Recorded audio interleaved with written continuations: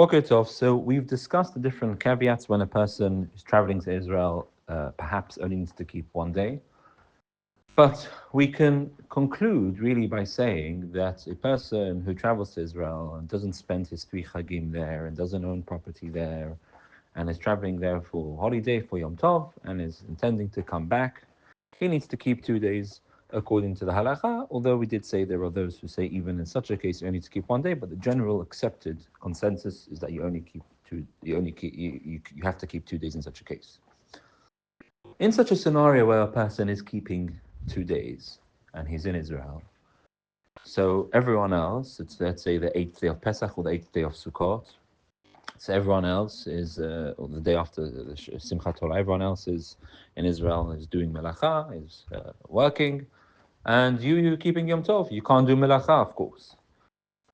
Can a person request from another Jew, an Israeli Jew, who's only keeping 1 day, to do work on their behalf, i.e., to switch on things for them, to whatever it may be, to do any melachot for them? Is it permissible to ask another Israeli Jew who's not keeping second day Yom Tov to do work on your behalf?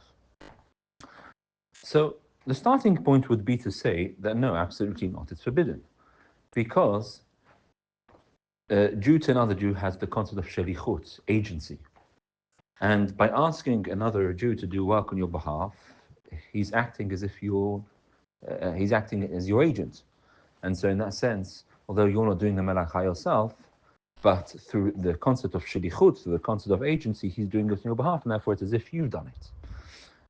By the way, asking a non-Jew to do work for you on Shabbat is forbidden by the Hachamim because of the concept of shlichut. It's as if the non-Jew is your agent. Strictly speaking, from the Torah, there's no concept of agency through a non-Jew. And therefore, this is why it's only from the Hachamim that a person can't ask a non-Jew to do work for you on Shabbat. Because although it's not really your agent in a strict halachic sense, but the Hachamim said, it looks like it, and therefore we're going to forbid you to ask a non-Jew to do work for you on Shabbat. That's one reason why you can't ask a non-Jew. But here you're asking a Jew, and with Jewish people there is shlichut, there is agency. And therefore one would say that one couldn't ask a Jew to do work for you on Shabbat. And this is the opinion of some of the poskim. And according to this, one couldn't even ask a Jew to do work for you, even if it's for a mitzvah, according to this opinion. Because although for a non-Jew, one is allowed to ask, even on Shabbat, one can ask a non-Jew to do work for you if there's a mitzvah involved, if you're asking to do something forbidden rabbinically, shvut deshvut b'tzorich mitzvah. But here it's a Jew, and therefore they take their opinion that even to ask the Jew to do something for you for a mitzvah purpose, it's still not allowed. That's one extreme. The counter opinion to this, or the other end, the other extreme, is that no, it's permissible. And the reason being is, although there is agency, we find the halakha in Hilchot Shabbat, which we discussed in the past, and it's particularly relevant in the summer months now, in countries like in England where Shabbat comes in very late. People accept Shabbat early, 7:30. But really, it's not Shabbat till 9:15. It's this week, for example. It's not sunset's not till 9 o'clock, 9:15. And I've accepted Shabbat, and there's another Jew who hasn't accepted Shabbat yet. Halakha, the Rashbas says this, and the Shulchan Aruch rules this as well. This is accepted by all. That one is allowed to ask a Jew outright, specifically, to do work for you, even though he's acting as your agent. Why is that permissible? The reason being is because one reason given for this is because it's within my capability not to have accepted Shabbat. I didn't have to accept Shabbat. It was my choice. It was a voluntary decision to accept Shabbat early. Theoretically, I could have not accepted Shabbat till 9 o'clock. And therefore, since theoretically I could have continued to do melacha myself, even though I've accepted Shabbat now, but I'm allowed to ask someone because it was within my potentiality not to accept Shabbat and to do melacha myself, and therefore I can ask someone who hasn't done that yet. On this reasoning, Chacham Ovadia and Rosh Zalman argue that same as well. It's within my capability, it's within my potential only to keep 1 day. True, at the moment I've accepted the minhag to keep 2 days because I'm a ben chutz la'aretz. But it's only based on the minhag that I've accepted it. I have the potential not to do this. I have the potential to make aliyah and to only keep 1 day.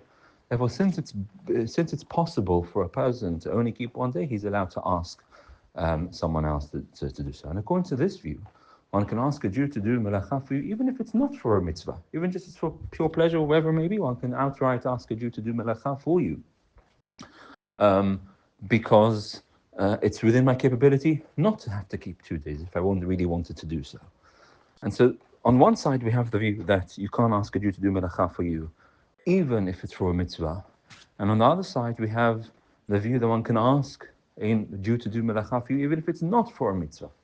The middle view, of course, is one can only ask a Jew to do melacha for you if it's for a mitzvah, Rabbanan for a mitzvah, like with a non-Jew, meaning there's no distinction between second day Yom Tov and a regular Shabbat, where you can only ask a non-Jew or a Jew on Yom Tov to do something forbidden rabbinically for mitzvah, shvut tzorech mitzvah.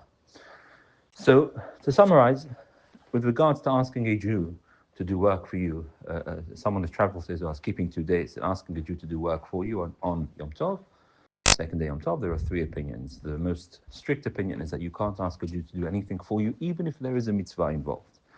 The second opinion is one can ask a Jew to do melacha for you if it's melacha which is only D'Rabbanan and it's for the purposes of mitzvah. And the third view, which is the view of Chacham Ovadia, is that a person can ask a Jew to do melacha for you even if it's a Doraita melacha, and even if it's not for a mitzvah, one can outright ask a Jew to do melacha.